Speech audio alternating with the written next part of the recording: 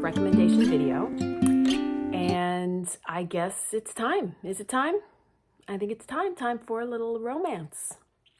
So this was a hard one. I put off this category for quite a while because it's not really typically one of my go-to categories. I do like, like a side of romance in my books, but it's not the main dish, if you will. So that's what I'll be recommending. They're not books that are, what Kathy Elwell would call bodice rippers, where the entire premise is built around romance. It's more, something else is going on, whether it's a mystery or, whatever, and then there happens to be romance that comes along. So the first one I'm going to recommend is called Eleanor and Park by Rainbow Rowell. I'm not really sure how to pronounce her name, so we'll just call her Rainbow. This is a young adult book. It's in the YA section, but I've recommended it to a lot of people who are not necessarily young, and it's just a really good book. It is about teenage love, but it's just really sort of realistic and well written, really enjoyable. It's great for teens if you want to gift a book to someone. But any age I feel I can read it. And Rainbow has written a lot of books, and I've read most of them, and they're just really fun books. She has one called Landline that I'll recommend as well, and it's about a woman. She's married, she has kids, but she ends up for some reason going back to her parents' home. And her phone from her room when she was a teenager is still the landline. The name of the book is Landline, and it's still working. But when she uses it, she's transported to back when she was a teenager. I know that sounds a little weird, but it was really good. And it's kind of like, it's a little bit of a stretch, but it's kind of like It's a Wonderful Life, where she sort of kind of can imagine her life had ended up differently, but with a modern twist and stuff. So those are two good books by Rainbow that I'm recommending. So the next book is, I did in an earlier video recommend a book called Josh and Hazel's Guide to Not Dating by Christina Lauren. And that's a great book. I recommend that.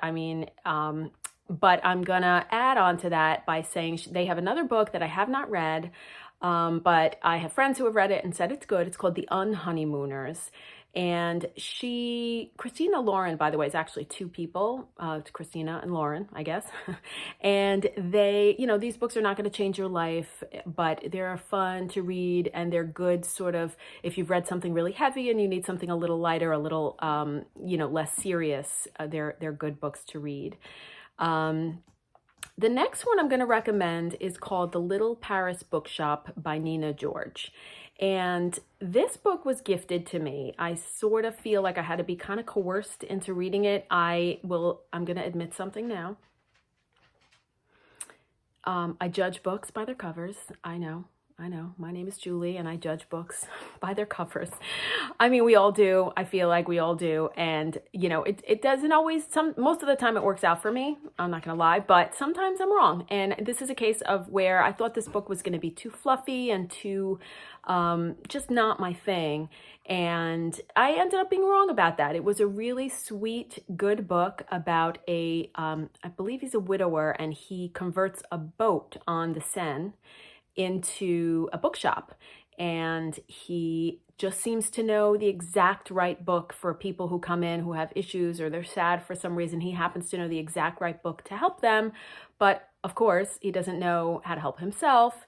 But he and the book starts out a little, I think I thought I was right when I started reading it. I was like, oh, this is a little too fluffy for me, but it gets better as it goes along, and it ends up being a really sweet, good book. And the setting, it's in Paris. It's really, really a good book.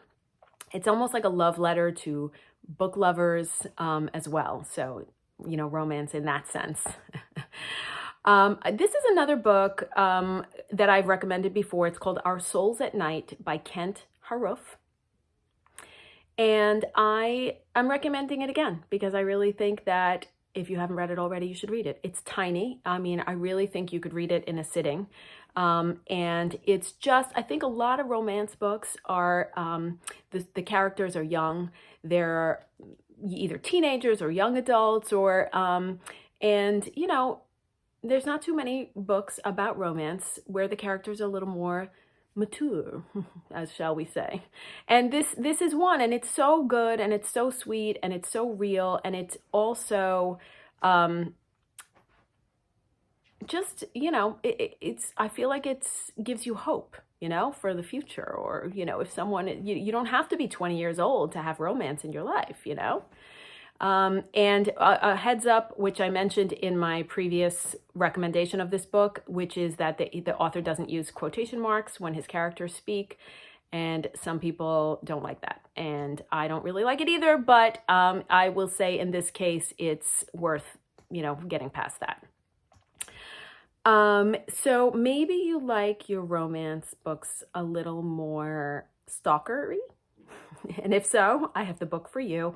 It's called You by Caroline Kepnes. And you may have heard of this book. It's pretty popular, and it's about a guy who, his name is Joe, and he's stalking someone. And the reason the title is called You is because you read from his point of view. You're in his head the entire time, which is weird and creepy, but also cool.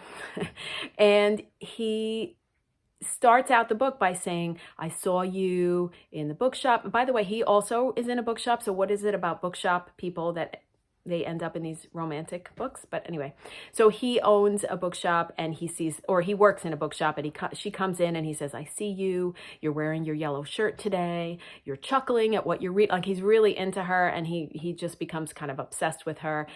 And I'm about to make a confession. I really liked Joe. I was rooting for Joe. I found him hilarious, and I don't know what that says about me, but you maybe read it and then you be the judge.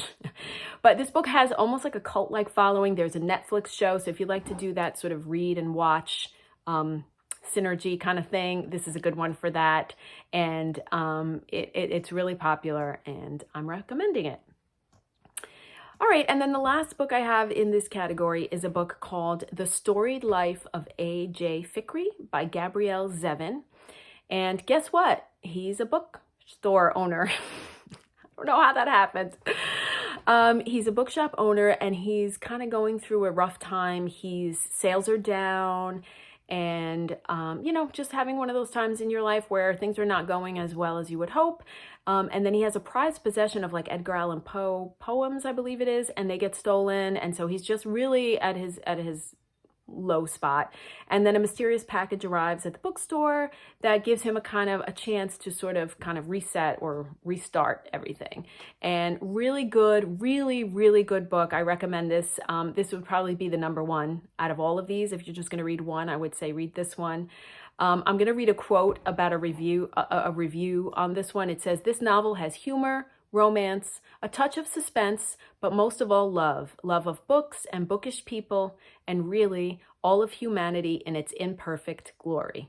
End quote. I don't know who to attribute that quote to, but it's not me, but I do agree with it. And so that's all I have for today. I hope everyone is staying safe and reading lots of good books, and I will see you next time. Bye.